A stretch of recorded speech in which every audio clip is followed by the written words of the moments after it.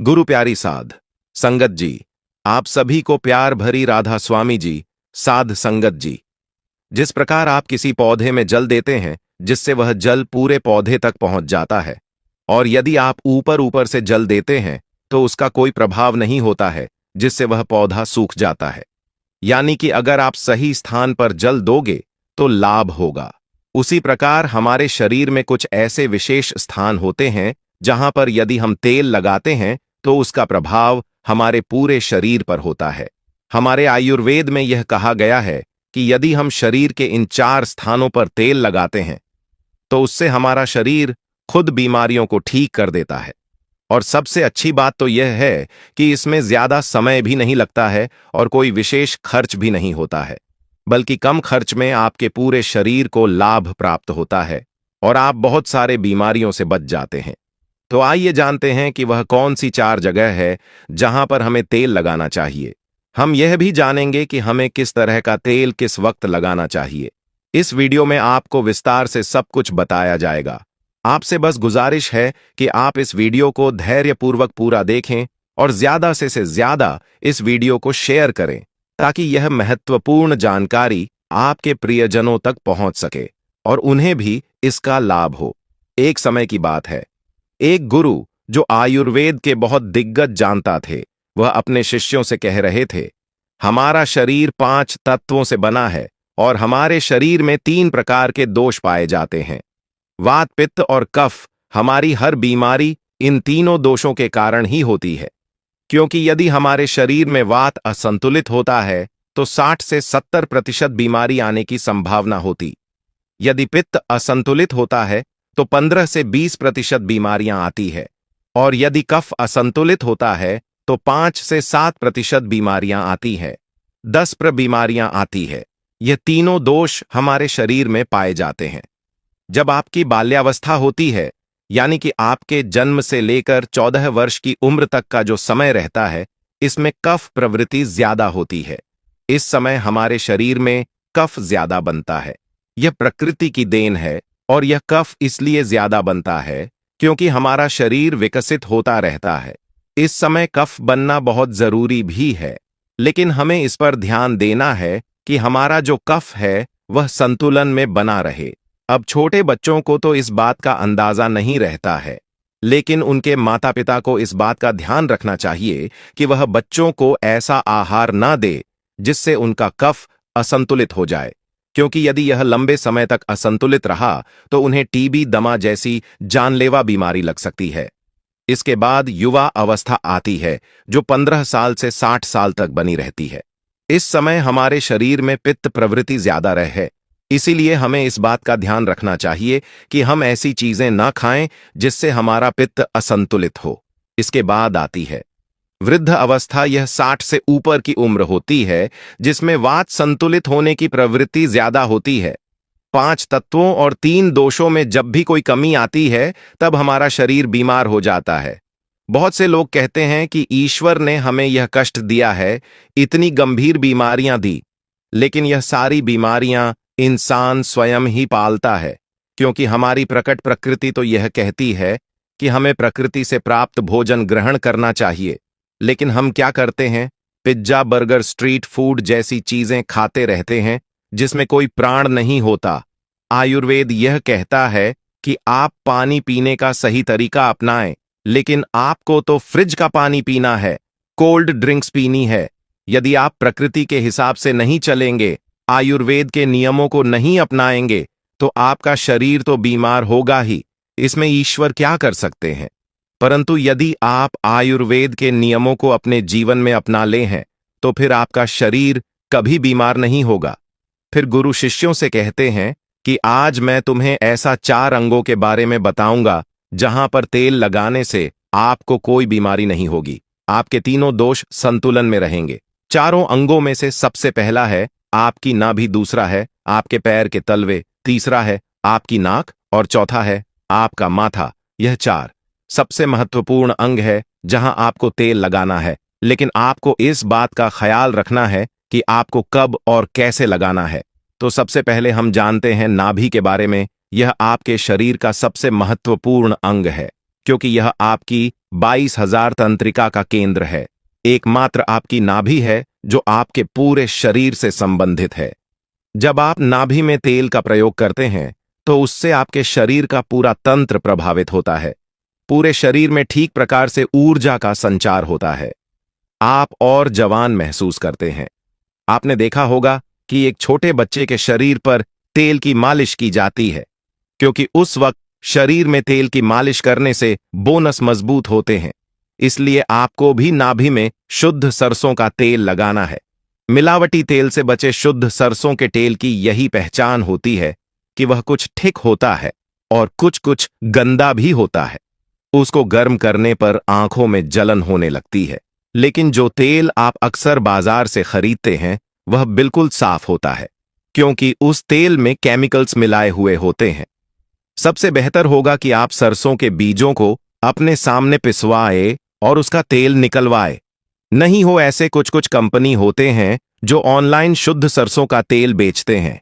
उनका दाम मार्केट वाले सरसों के तेल से ज्यादा ही होता है, पर वह बिल्कुल शुद्ध होता है।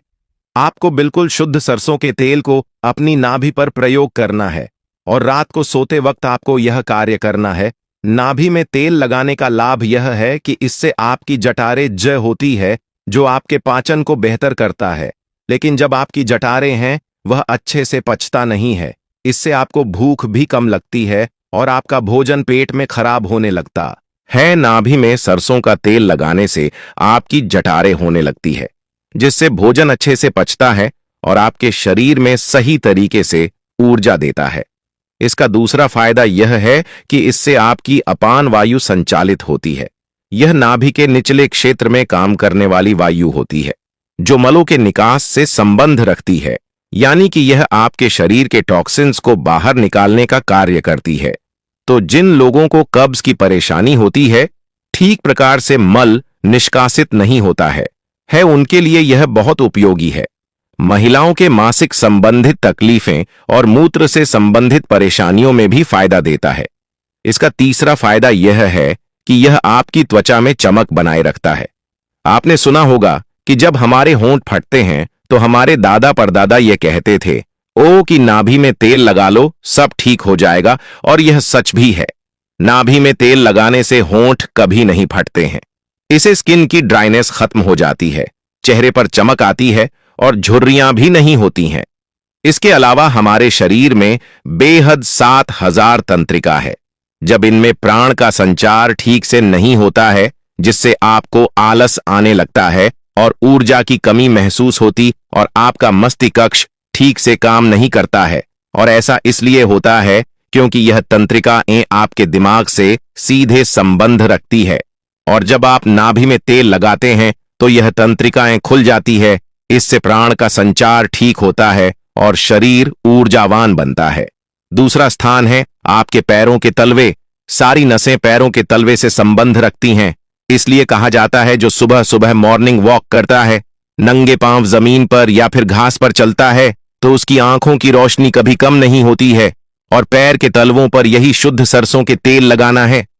जब आप सोने जाएं तो अपने पैरों को सबसे पहले गुनगुने पानी से धो लेना है, फिर उन पैरों को अच्छे से पोंछ लेना है और फिर आपको तेल को पैरों के तलवों पर लगाना है।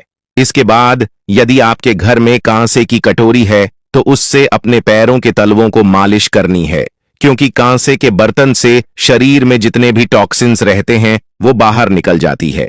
कांसे के बर्तन से जब हम पैरों में घर्षण करते हैं तो आपके पैर कुछ काले होना शुरू होते हैं। इससे शरीर में टॉक्सिन्स कम होता है। जिसके पैर के तलवे कम काले होते हैं उसके शरीर में टॉक्सिन्स कम होती हैं। आपको 5 मिनट तक कम से कम अपने पैरों के तलवों की मालिश करना है। आप देखेंगे कि आपको तुरंत नींद भी आ जाएगी। जो लोग नींद की दवाई का प्रयोग करते हैं, जिनको चिंता है, डिप्रेशन है या जिनकी याददाश्त कमजोर है, दिमाग से संबंधित कोई भी परेशानी रहती है, तो वह सब समाप्त हो जाती है।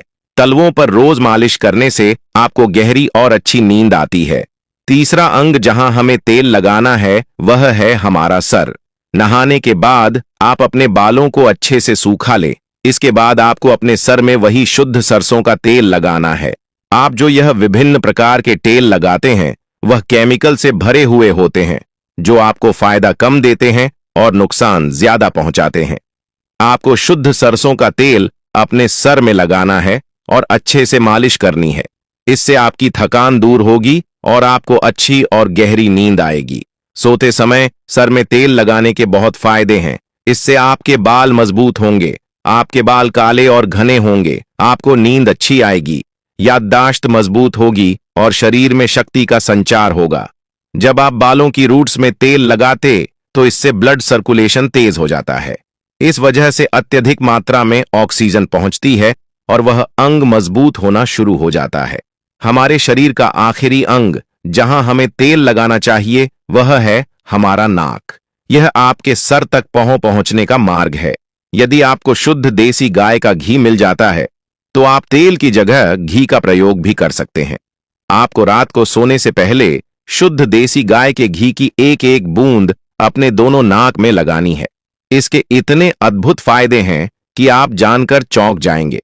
अगर किसी के अंदर पागलपन है तो कुछ महीने के अंदर ही उसका पागलपन खत्म हो जाएगा।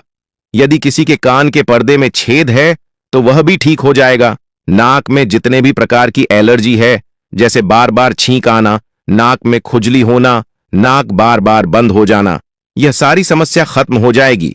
आपकी आंखों की रोशनी तेज होगी, मानसिक समस्या खत्म हो जाएगी और बाल काले हो जाएंगे।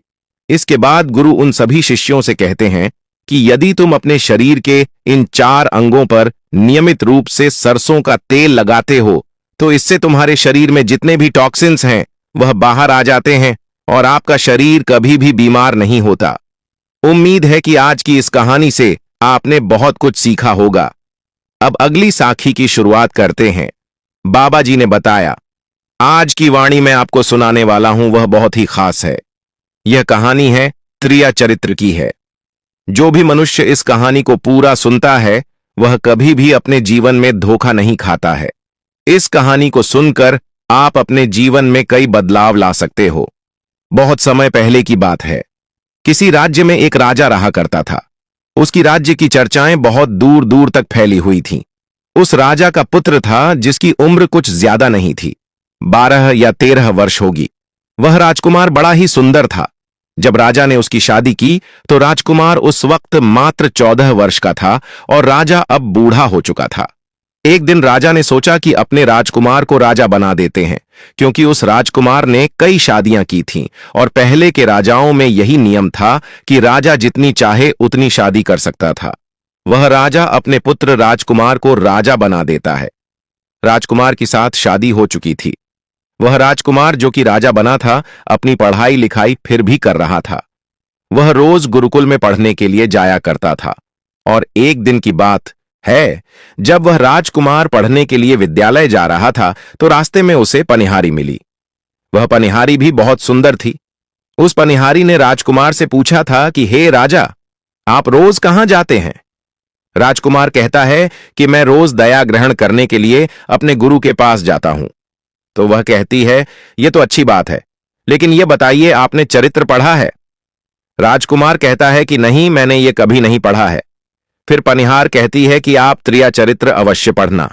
मित्रों, राजकुमार कहता है कि यह त्रिया चरित्र क्या होता है? पनिहारी ने कहा कि आप यह बात अपने गुरु से जाकर पूछना और त्रिया चरित्र को अवश्य ही पढ़ना। राजकुमार कहता है कि मैं आज ही जाऊंगा और अपने गुरु से जाकर पूछ लूंगा कि आपने मुझे त्रिया चरित्र क्यों नहीं पढ़ाया। इतनी बात कहने के बाद वह राजकुमार वहां से चल देता है।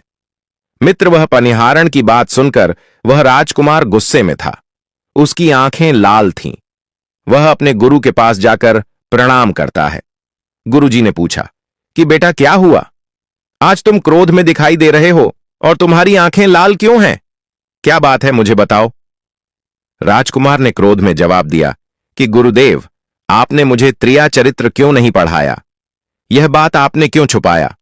त्रिया चरित्र के बारे में मुझे क्यों नहीं बताया? मित्रों, गुरु कहते हैं, बेटा तो तुम त्रिया चरित्र नहीं पढ़ पाओगे, क्योंकि त्रिया चरित्र पढ़ना खतरे से खाली नहीं होता है, और जब तुम त्रिया चरित्र पढ़ोगे तो उसमें तुम्हारी जान भी जा सकती है।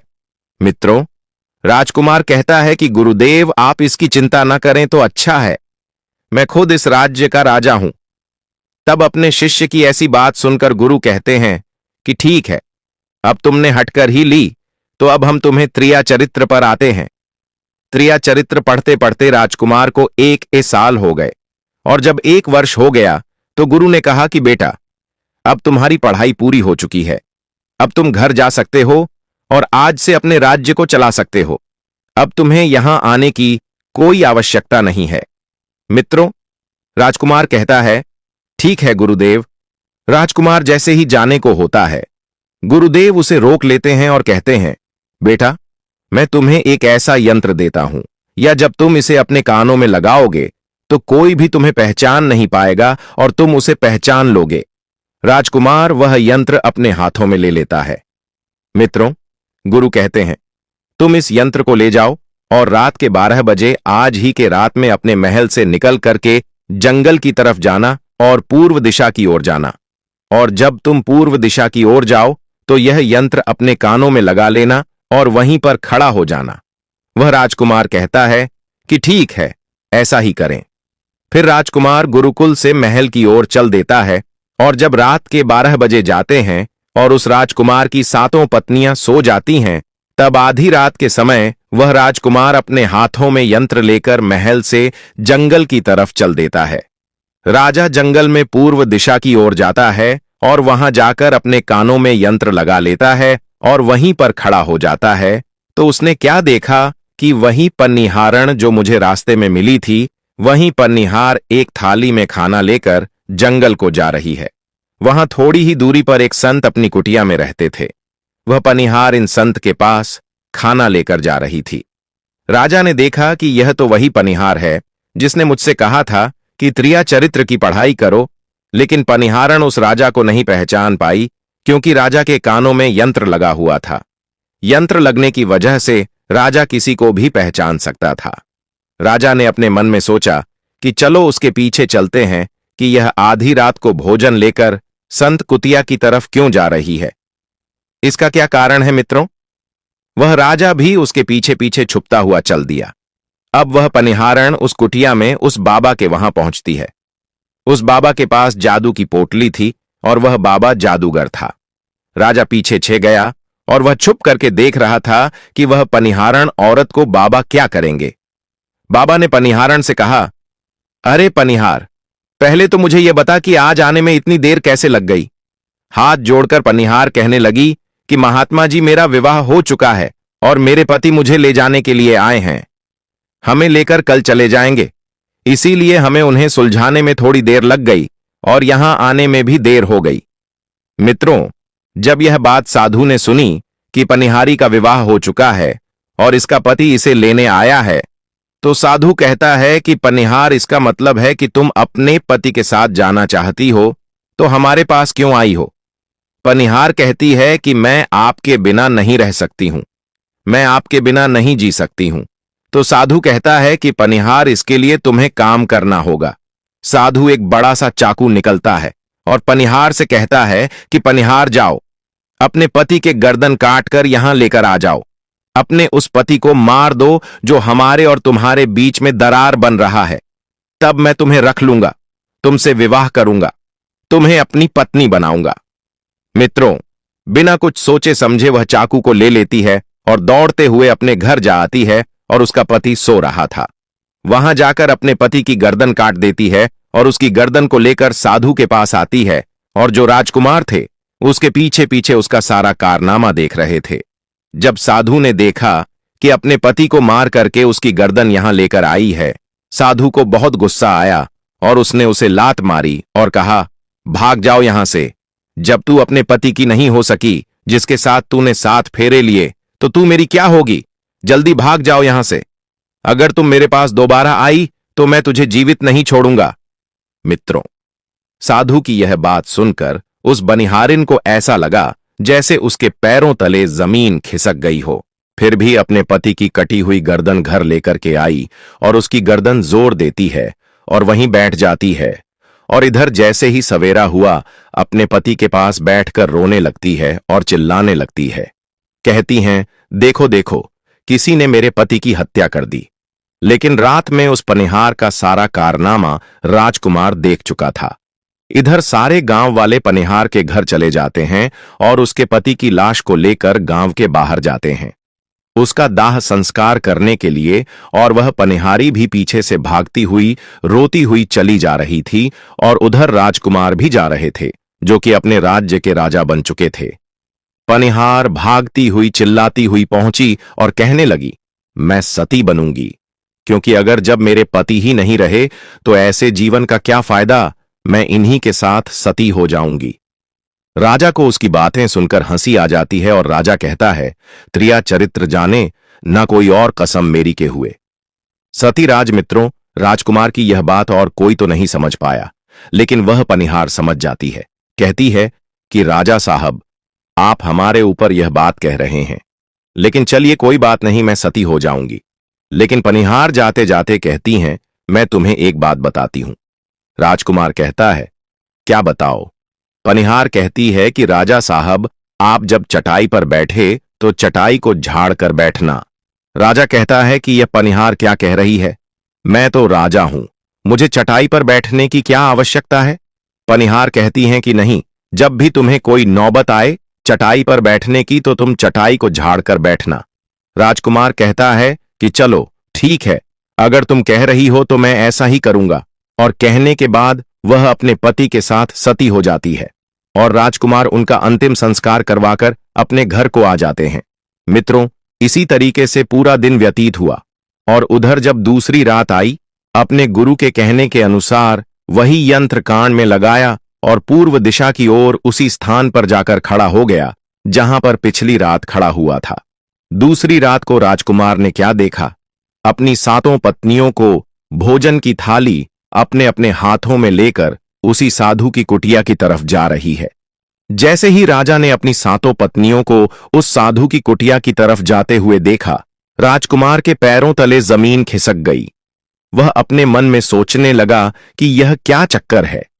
तभी उनमें से एक रानी राजकुमार को देख लेती है, लेकिन रानियों ने अपने पति राजकुमार को नहीं पहचान पाई, क्योंकि राजकुमार अपने कानों में यंत्र लगाए हुए थे। वह यंत्र लगाने की वजह से राजा को कोई पहचान नहीं पाता था। उनमें से एक रानी कहती है कि यह लड़का इतनी रात को यहां क्यों खड़ा है? तब रानियों ने उसके लड़के को अपनी तरह बुलाया और कहा, कृपया आप हमारी सहायता करें, इस सामान को उस कुटिया तक ले चलो।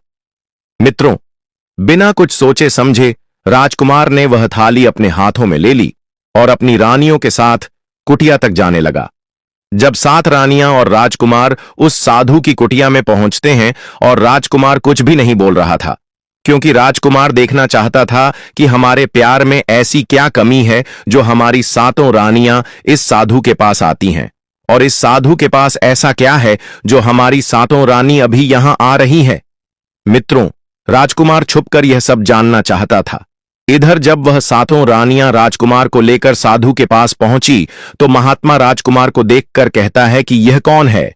तो 7 रानियां कहती हैं कि महात्मा जी, यह बालक हमें रास्ते में मिला, इसने हमारी सहायता की तो हम इसे अपने साथ लेकर आ गए। रानी कहती है कि एक काम करते हैं, इसे आज रात यहीं रहने देते हैं, कल सुबह होते ही यह चला जाएगा। उस साधु उनकी बातों को मान लेता है। वह साधु अपने शिष्य को बुलाता है और उसे कहता है कि आज रात के लिए इस बालक की रुकने की व्यवस्था कर दो। वह शिष्य राजकुमार को लेकर एक कमरे में जाता है। उस कमरे में एक चटाई बिछी हुई थी। शिष्य कहता है कि देख भाई, आज तुझे चटाई पर सोना पड़ेगा। वह शिष्य राजकुमार को इतना कहकर वहां से चला जाता है। मित्रों, राजकुमार उस कमरे में अकेला पड़ जाता है। अपने मन में सोचता है कि आज तो नौबत आ ही गई चटाई पर सोने की। चलिए कोई बात नहीं, आज की रात हम चटाई पर ही गुजार लेंगे। राजकुमार जैसे ही चटाई पर बैठने ही वाला था, उसे पनिहार की बात याद आ गया। वह सोचने लगा कि पनिहारी ने मुझसे कहा था कि जब भी तुम्हें चटाई पर बैठने की नौबत आए, तुम चटाई को अवश्य झाड़ लेना। चलो आज पहले झाड़ ही लेते हैं, हो सकता है इसका कोई राज्य हो। जैसे ही राजा ने चटाई उठाई तो उसने क्या देखा? उसने देखा कि एक बहुत बड़ा भयानक कुआं है। जब उस कुएं को देखा तो राजा के होश उड़ गए। राजा उस कुएं के अंदर झांक कर देखता है। राजा को अंदर बहुत सारे कैदी दिखाई देते हैं, जिन्हें उस साधु ने अंदर कैद करके रखा था। उन कैद में से एक आदमी ने राजकुमार को पहचान लिया। बाद में राजकुमार से कहता है कि राजकुमार, आप यहां कैसे आ गए? राजकुमार कहता है कि धीरे बोलो, नहीं तो सब पोल पट्टी खुल जाएगी। तब सभी कैदियों ने कहा कि राजा साहब, आप यहां से भाग जाएं। हम तो यहां से निकल नहीं पाए, लेकिन आप यहां से भाग जाएं, नहीं तो आपका भी यही हाल हो जाएगा जो कि हमारा हुआ है। आप भी यहां फंस जाएंगे। आपको भी पकड़कर यह साधु इसी में डाल देगा। आप जितना जल्दी हो सके यहां से भाग जाए। राजा जब उस कमरे के अंदर गया था तो अपने कान में से यंत्र निकाल लिया था, और जब राजा वहां से भागा तो अपने कान में यंत्र लगाना भूल ही गया। मित्रों, राजा को भागते हुए उन रानियों ने और साधु ने देख लिया था। रानियों ने जब राजा को भागते हुए देखा तो रानी कहती है, यह तो हमारे पति है। महात्मा से कहती है कि महात्मा जी, अब तो हमारी सारी पोल पट्टी खुल जाएगी। यह तो हमारे पति हैं और वह भागे जा रहे हैं। उन्होंने हमें यहां देख लिया है। अब हमारा क्या होगा? और साधु कहता है कि तुम यहां क्या देख रही हो? जल्दी जाओ और अपने पति को पकड़ कर लाना। तो रानियां राजकुमार को पकड़ने के लिए दौड़ी दौड़ी जाती हैं, लेकिन वह राजकुमार जो राजा था इतना तेज था कि वह अपने महल जा पहुंचा और घबराई। रानियों के तो होश उड़ गए। फिर वापस उसी बाबा के पास आती है और बाबा से कहती है कि महाराज, अब तो हमारे पति हमें जीवित नहीं छोड़ेंगे। हम जैसे ही घर जाएंगे वह हमारी जान ले लेंगे। महात्मा, आप हमें बचा लीजिए, इसका कोई उपाय कीजिए। तब जाकर वह साधु रानियों को एक जादुई कील देता है और कहता है कि जब तुम जाओ तो अपने पति को बहला फुसलाकर उसके माथे में यह जादुई कील घुसा देना। तुम्हारे पति को ढेर बना देगा और साथ मिलकर उसे मार देना। बस कहानी खत्म हो जाएगा। मित्रों, वह सातों रानियां साधु की बात मान लेती हैं और जादुई कील लेकर महल आती है। वह 7 रानियां आपस में विचार करती हैं कि राजा सबसे ज्यादा प्रेम सबसे छोटी वाली रानी को करते हैं। तो वह रानियां मिलकर जादू वाला कील छोटी रानी को दे देती है और कहती हैं, यह लो, तुम्हारा काम है। तुम किसी भी तरह राजकुमार के सर में यह कील गाड़ देना। तो छोटी वाली रानी कहती है, ठीक है, और छोटी वाली रानी कील ले लेती है। जब राजा ने उन 7 रानियों को आते हुए देखा तो क्रोध में कहा कि पहले तुम यहीं रुको। पहले मुझे यह बताओ कि हमारे राज्य में और मुझ में ऐसी क्या कमी है कि तुम आधी रात को उस साधु के पास जाते हो? इसका क्या कारण है? 7 रानियां हाथ जोड़कर कहती हैं, महाराज, हमें माफ कर दीजिए। हमें लगता है कि उस साधु बाबा ने हम पर कोई जादू टोना कर दिया था, इसीलिए हमसे ऐसी गलती हो गई। आइंदा ऐसी गलती हमसे कभी नहीं होगी। छोटी रानी की ऐसी बातें सुनकर राजा उनकी बातों को मान लेता है, क्योंकि वह राजा छोटी रानी से बहुत प्रेम करता था। मित्र, वह राजा भी सोचने लगता है कि शायद उस बाबा ने ही इन पर कोई जादू टोना किया होगा, और अपनी 7 पत्नियों को माफ कर देता है और कहता है, ठीक है, तुम अपने कमरे में चली जाओ। सबसे छोटी रानी, जिसे राजकुमार बहुत प्रेम करता था, वह राजकुमार को खाना खिलाती है और राजकुमार को सुला देती है। जब वह राजा सो गया तो वह प्राणियां भी वहीं आ जाती हैं। सबसे छोटी रानी जो थी वह जादुई कील निकालती है और राजा के माथे में घुसा देती है। राजा पूरा तेजी से उठा, लेकिन इतने समय में वह ढेर बन चुका था। अब उस राजा में इतनी शक्ति नहीं थी कि उन 7 रानियां ऊ से मुकाबला कर सके। वह 7 रानियां उस राजा को पकड़ने लगी। राजा फिर भी हिम्मत नहीं हारी और अपने महल की खिड़की से कूदकर राजा भागते भागते अपने गुरु के पास पहुंच गया और कहने लगा कि गुरु जी, मुझे माफ कीजिए, मेरी जान बचाइए, नहीं तो मैं मर जाऊंगा। गुरु कहते हैं कि बेटा, मैंने तुमसे कहा था कि तुम त्रिया चरित्र मत सीखो, इसमें जान भी जा सकती है। देखा, इसका नतीजा। राजकुमार कहता है, गुरुदेव, मुझे माफ कर दो और जल्दी मेरी जान बचा आइए, नहीं तो मैं मारा जाऊंगा। मेरी पत्नी ने मेरे सर में जादुई कील ठोकी है, जिसकी वजह से मैं ढेर बन चुका हूं। मित्रों, गुरु ने जब ध्यान से देखा तो कहा कि यह वही कील है जो साधु ने दिया है। मैं तुम्हें अब नहीं बचा सकता। राजकुमार कहता है, नहीं गुरुदेव, ऐसा मत कहिए, मैं आपका शिष्य हूं, आपका कर्तव्य है मेरी जान बचाना। तो गुरु कहते हैं कि बेटा, मैं तुम्हें बचा तो नहीं सकता, लेकिन एक उपाय है। राजकुमार कहता है, क्या उपाय है? तब अपने शिष्य की ऐसी बात सुनकर गुरु कहते हैं कि हम तुम्हें तोता बना देंगे, और जब हम तुम्हें तोता बना देंगे तो तुम सुखवादी जाकर रहना, क्योंकि सुखवादी का जादू नहीं चलता है, और तुम्हें जब बहुत प्रेम करने वाली स्त्री मिलेगी तो तुम पुनः राजकुमार बन जाओगे। वह राजकुमार कहता है, ठीक है गुरुदेव, आप हमें तोता बना दीजिए। तो वह गुरुदेव उसे तोता बना देते हैं, और वह तोता बनने के बाद वहां से उड़ा और सुखवादी तोता रहते थे वहीं जाकर रहने लगा। और सातों रानियों उस राजकुमार को खोज रही थी। जब राजकुमार नहीं मिला तो फिर से उस बाबा के पास जाती है और कहती है कि बाबा जी, वह रात को राजा भाग चुका है, आप अपनी पोटली निकालिए और देखें कि वह कहां है। तो वह महात्मा अपना पोटली खोलता है और देखने लगता है कि वह राजकुमार तोता बनकर र के सुखवादी बात रानियों को बताता है। तो रानियां कहती हैं कि स्वामी, अब क्या करें। वह साधु कहता है कि अब तुम अपने राज्य महल में जाओ और जाकर के घोषणा कर दो कि जो भी तोता पकड़ करके लाएगा हम उसे 5 सोने के सिक्के देंगे। उस राज्य के जितने भी बहेलियां थे वह तोता पकड़ने के लिए चारों तरफ घूमने लगते हैं, और जो भी तोता पकड़ते वह रानी के पास जाते और 5 सोने के सिक्के ले लेते थे और वहां से चले जाते, और वह 7 रानियां उस तोते को मार देती थीं। ऐसे ही धीरे धीरे बहुत समय निकल गया, और वह राजकुमार जो तोता बनकर जहां गया था वहां सारे तोते को बहुत अच्छी अच्छी बातें करता था, उन्हें बहुत ज्ञान की बातें बताता था। तो सारे तोता को लगा कि यह तोता तो बहुत समझदार है, यह तोता तो बहुत अच्छी अच्छी बातें करता है, इसे हम अपना राजा बना लेते हैं। और सभी तोता मिलकर उसे राजा बना लेते हैं। राजकुमार सभी तो का राजा बन जाता है और वही छुपकर रहने लगता है। एक बहेलिया तोता पकड़ते पकड़ते सुखवादी पेड़ के पास पहुंच जाता है, जहां पर वह राजकुमार तोता बनकर छुपकर रहता था। जब उस बहेली ने इतने सारे तोते को देखा तो अपने मन में सोचा कि अगर हम इतने सारे तोते पकड़कर रानी के पास ले जाएंगे तो हमें बहुत सारी सोने के सिक्के मिल जाएंगे। लेकिन वह बहेलियां सोचता है कि मैं इतने सारे तोते पकड़कर कैसे ले जाऊं। फिर अगली सुबह सारे तोते दाना चुगने के लिए उड़ जाते हैं। तभी वह बहेलिया उस पेड़ के पास जाकर उसकी डालों पर चाकू से कट लगा देता है, जिस वे सभी पेड़ की शाखाओं पर चिपक गए, क्योंकि पेड़ पर हर जगह गोंद ही गोंद था। अब सारे तोते उस गोंद में पूरी तरह से चिपक गए थे।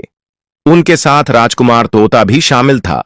तभी वे सारे अपने गुरु राजकुमार तोते से अपनी अपनी जान बचाने के लिए सलाह मांगने लगे। और एक तोता कहता है, हे राजन, आप कुछ भी करो लेकिन हमें आजाद करो, नहीं तो सुबह बहेलियां आएगा और हमें पकड़कर ले जाएगा तथा मार डालेगा।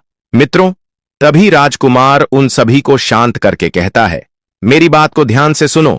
जब सुबह बहेलियां आएगा तब तुम सभी मरने का नाटक करो, जिस कारण से वह बहेलियां तुम्हें निकालकर जमीन पर रख देगा। उसे ऐसा आभास होना चाहिए कि सारे तोते मर चुके हैं। समय रहते तुम सभी उड़कर अन्य सुरक्षित जगह पर जाना, बाकी मैं सब कुछ संभाल लूंगा। फिर वे सभी अपनी योजना के अनुसार पेड़ पर लटक गए, मानो जैसे सभी मर चुके हैं। फिर दूसरी सुबह जब बहेलिया वहां आता है तो वह देखता है कि सारे तोते मर चुके हैं, और उसे इस बात का अफसोस हो रहा था कि सारे तोते मर चुके हैं। इसीलिए वह उन सभी को पेड़ से निकालकर जमीन पर रख देता। तभी सही मौका देख सारे तोते झट से उड़ गए। वो दूसरी तरफ उसने देखा कि जो राजकुमार था, जो तोता बना हुआ था, वह वहीं पर रह गया, और नीचे जितने भी तोते थे वह सभी उड़कर भाग गए। बहेलिया ने सोचा, अरे यह क्या हुआ? इस पेड़ पर सिर्फ एक ही तोता है जो कि मरा लटका हुआ है, और जितने तोते मैंने छुड़ाकर नीचे फेंका वह सभी उड़कर भाग गए। बहेलिया ने सोचा, इसका मतलब यह सारे तोता ने मिलकर मेरे साथ धोखा किया है। अब राजकुमार जो था, जो तोता बना हुआ था, वहीं सिर्फ पेड़ पर लटका हुआ था। वह बहेलिया कहता है कि यह सब तुम्हारी चाल है। चलो, अब मैं तुम्हें लेकर जाऊंगा और रानी के हाथ बेच दूंगा और मुझे 5 सोने के सिक्के मिल जाएंगे। और इधर वह बहेलिया उस तोता को बेचने के लिए रानी के पास जाने लगता है। मित्रों, रास्ते में वह तोता कहता है कि तुम मुझे कहां ले जा रहे हो? तो वह बहेलिया कहता है, मैं तुम्हें बेचने के लिए रानी के पास ले जा रहा हूं। अगर मैं तुम्हें वहां बेच दूंगा तो मुझे 5 सोने के सिक्के मिलेंगे। वह राजकुमार कहता है कि मैं अगर तुम्हें 500 सोने के सिक्के दिला दूं तो क्या तुम मुझे नहीं बेचो? ग बहेलिया कहता है, तुम मुझे 500 सोने के सिक्के कैसे दिलाएगा मित्रों? तोता कहता है कि राजा सुखवादी वहीं बेचो, मूल्य मैं स्वयं बताऊंगा। बहेलिया उस तोते की बात मान लेता है और रानी के पास बेचने की जगह राजा के राज्य के मेले में तोता को बेचने चला जाता है। और राजा के राज्य में यह नियम था, अगर किसी व्यक्ति का सामान शाम तक नहीं बिके तो वह राजा स्वयं आकर उसे खरीद लेता था। बहेलिया उस तोते को लेकर बाजार में पहुंचा हुआ था। जब कोई व्यक्ति उस तोते को खरीदने आता है तो वह पूछता कि यह कितने का है, तो वह बहेलिया कहता है कि तोता अपना दाम स्वयं बताएगा। तो वह तोता अपना दाम इतना बता देता कि कोई भी व्यक्ति उसे खरीद ही नहीं पाता। ऐसे ही करते करते शाम हो गई और अब सभी अपने अपनी दुकान लेकर चले गए। सभी का दुकान उजड़ गया था, बस एक बहेलिया और एक ही रह गए थे। इधर राजा ने अपने सिपाहियों को आदेश दिया, जाओ देख कर आओ, किसी का सामान तो नहीं रह गया है। जब राजा के सिपाही आए तो उन्होंने देखा कि एक बहेलिया तोता को लेकर बैठा हुआ है। सिपाही बहेलिया से कहते हैं कि बहेलिया, तुम्हारा तोता क्यों नहीं बिका? तुम इसे कितने में बेच रहे हो? तो तोता कहता है कि जो इन्हें 500 सोने के सिक्के देगा वही मुझे खरीद पाएगा। उस तोते की बात सुनकर वह सिपाही आश्चर्य में पड़ जाते हैं और सोचते हैं, अरे यह तोता अपना मूल्य स्वयं बताता है। तब सिपाही राजा के पास जाते हैं और राजा को सारी बात बताते हैं और कहते हैं, एक बहेलिया एक तोता लेकर बैठा हुआ है, लेकिन वह तोता अपना मूल्य स्वयं ही बताता है। वह इतना महंगा बताता है, शायद इसीलिए उसे कोई खरीद नहीं सका। राजा सिपाहियों से पूछता है कि वह अपना मूल्य कितना बता रहा है, तो सिपाही कहते हैं, अपना मूल्य 500 सोने के सिक्के बता रहा है, चलिए हम खरीदेंगे। अगर नहीं खरीदेंगे तो हमारे राज्य की बदनामी होगी कि राजा के बाजार में एक तोता नहीं बिका। और इसीलिए राजा अपने मंत्रियों के साथ अपने रथ पर सवार होकर बाजार में पहुंचता है। कहता है, इस तोते का क्या मूल्य कितना है? बहेलिया हाथ जोड़कर कहता है कि राजा साहब, अपना मूल्य तोता स्वयं बताएगा। वह राजा फिर तोते से पूछा तो तोता कहता है कि राजा साहब, जो इन्हें 500 सोने के सिक्के देगा वही मुझे खरीद पाएगा। अपने सिपाहियों से 500 सोने के सिक्के मंगवा है और बहेलिया को पकड़ा देता है और तोते को लेकर अपने महल चला जाता है। वह तोता बहुत ही बुद्धिमान था क्योंकि वह राजा था। वह तोता राजा को बहुत अच्छी अच्छी बातें बताने लगा। जब राजा पर कोई खतरा आने वाला होता तभी वह तोता बता देता कि राजा साहब, आप पर यह खतरा आने वाला है, और इसी तरह सब उस तोते से बहुत अधिक प्रेम करने लगते हैं। जब यह बात रानी को पता चला कि राजा ऐसा तोता लेकर आए हैं जो कि बोलता भी है और बहुत अच्छी अच्छी बातें बताता है, तो रानियां राजा से कहती हैं, उस तोता को मेरे पास भिजवा दीजिए, हम भी उस तोते को देखना चाहते हैं, हम उस तोते से बातें करना चाहते हैं। राजा अपने मंत्रियों से कहकर वह तोता रानियों के पास भिजवा देता है। रानी उस तोते से बातें करके बहुत खुश हो जाती है। रानी भी तोते से बहुत प्रेम करने लगती है और कहती है कि वाह रे तोता, इसीलिए तुझे राजा साहेब ने 5000 सोने के सिक्के देकर खरीदा है। राजा की एक पुत्री थी जो कि बड़ी सुंदर थी। रानी अपनी पुत्री से कहती है कि आज से तुम ही इस तोते का ध्यान रखो और कल तुम इसे अच्छे से ढोकर नहला देना। वह राजकुमारी भी उस तोते से बहुत प्रेम करती है। जैसे ही सुबह हुआ, राजकुमारी उस तोते को लेकर नहलाने जाती है। राजकुमारी तोते को नहला रही थी तो उसने देखा कि तोते के सिर पर कील सा कुछ लगा हुआ है। राजकुमारी उसको निकाल देती है। राजरी जैसी ही कील को निकालती है, वह तोता पहले वाला एक सुंदर सा राजकुमार बन जाता है। उसे देखकर राजकुमारी घबरा जाती है। राजकुमार कहता है कि तुम घबराओ नहीं, यह कील वापस से मेरे सर में लगा दो तो मैं फिर से तोता बन जाऊंगा और इसके बारे में मैं तुम्हें रात्रि में बताऊंगा। तुरंत ही वह राजकुमारी ऑफ कील राजकुमार के सर में लगा देती है और वह वापस से तोता बन जाता है। रात को राजकुमारी तोते को लेकर अपने कमरे में जाती है और उसके सर से कील निकाल देती है और वह तोता फिर से राजकुमार बन जाता है। राजकुमार अपनी सारी दास्तान उस राजकुमारी को बताता है और कहता है, माफ करना, यह दास्तान तुम किसी को नहीं बताना, नहीं तो मेरी जान चली जाएगी। राजकुमारी इसके बारे में अपनी माता और पिता को भी नहीं बताती है। दिन भर वह तोता रहता है और रात को राजकुमारी उस तोते को अपने कमरे में ले जाती और उसके माथे से कील निकाल देती और वह राजकुमार बन जाता है और रात में वह दोनों साथ में ही रहते हैं और ऐसे ही धीरे धीरे समय निकलता गया। राजकुमारी को राजकुमार से प्रेम हो जाता है। इधर क्या हुआ, जो राजकुमार की पत्नियां थीं वह बहुत सारे तोते मरवा देती हैं, लेकिन जो राजकुमार तोता बना हुआ था वह उन्हें नहीं मिलता है और वे उसी साधु के पास जाती हैं और कहती हैं कि हे महात्मा, हमारे पति तो अभी तक हमें नहीं मिले, हम अब क्या करें, उन्हें कैसे मारे। वह साधु फिर से अपनी पोटली खोलता है और देखता है कि वह राजकुमार अभी तक तोता बनकर राजा के घर में रह रहा है। वह साधु रानियों से कहता है कि तुम एक काम करो कि तुम नृत्य कला सीख लो। हम सभी मिलकर उस राजा के घर नृत्य कला करने जाएंगे और जब राजा हम पर प्रसन्न हो जाएगा और हमें कुछ मांगने को कहेगा तो हम उस तोते को ही मांग लेंगे और फिर आसानी से उसे मार देंगे। मित्रों, धीरे धीरे समय बीता। साधु तबला बजाना और रानी पूरी तरह से नृत्य कला सीख चुकी थी। अब साधु को लगा कि हम सफलता प्राप्त कर सकते हैं और उस तोते को उस राजा से मांग सकते हैं।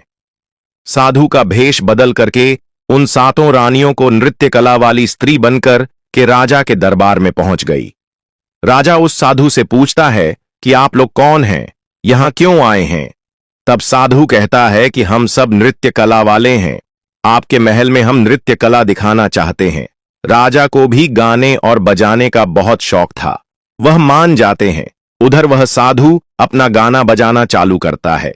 जब उनकी गाने बजाने की आवाज तोता के कानों में पहुंची तो तोता समझ गया कि वह साधु हमारी 7 रानियों को लेकर भेष बदलकर यहां पर आ गया है, अब हमारी जान नहीं बचेगी।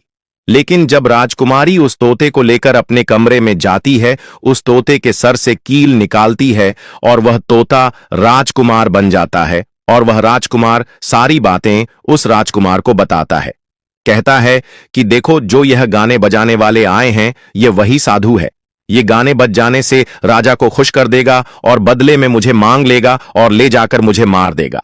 मित्रों, वह राजकुमार कहता है कि सुनो राजकुमारी, जब राजा आदेश दें कि तोता को लेकर आओ तो तुम मुझे मत देना। जब राजा खुद यही मुझे लेने आए तब भी तुम मुझे मत देना।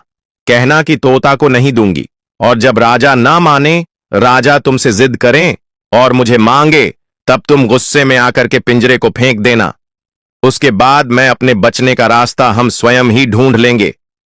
राजकुमारी कहती हैं कि ठीक है, और वहां गाना बजाना हुआ तो राजा प्रसन्न होकर उन्हें कहते हैं कि मांगो, क्या मांगना चाहते हो। वह साधु कहता है कि जो आपके पास तोता है, जो आप कुछ दिनों पहले ही खरीदे हैं, वह तोता आप मुझे दे दो। राजा कहता है ठीक है।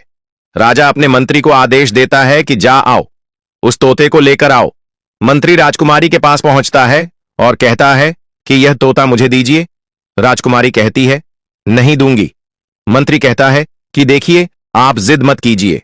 राजकुमारी कहती है कि तुम जाओ और मेरे पिताजी को यहां भेजो, वहीं आकर इसे ले जाएंगे। मंत्री राजा को जाकर सारी बात बताता है। राजा स्वयं आता है उस तोते को लेने के लिए। वह राजा जाकर कहता है कि बेटी, यह तोता मुझे दे दो, यह नृत्य कला वाले को देना है, जो यहां गाना बजाना किए हैं यह उन्हें देना है। तो राजकुमारी कहती हैं कि पिताजी, यह तोता मैं नहीं दूंगा। क्रोध में आकर राजा कहने लगा कि तू कैसी बातें कर रही हो, इसे देने का मैंने वादा किया है।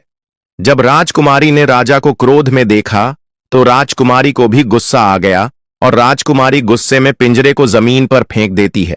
वह पिंजरा जैसे ही जमीन पर गिरा वह टूट गया और पता जो था वह चावल का दाना बन गया। और जैसे ही साधु को यह बात पता चली, साधु भी तुरंत कबूतर बन जाता है और उस दाने को कबूतर खाने लगता है। उसमें से जो एक दाना था बस वही राजकुमार था। जैसे ही वह दाना कबूतर खाने वाला होता है, राजकुमार बाज बन जाता है और एकदम से कबूतर पर झपट है और उसे मार देता है। इस तरह से उस साधु की मृत्यु हो जाती है।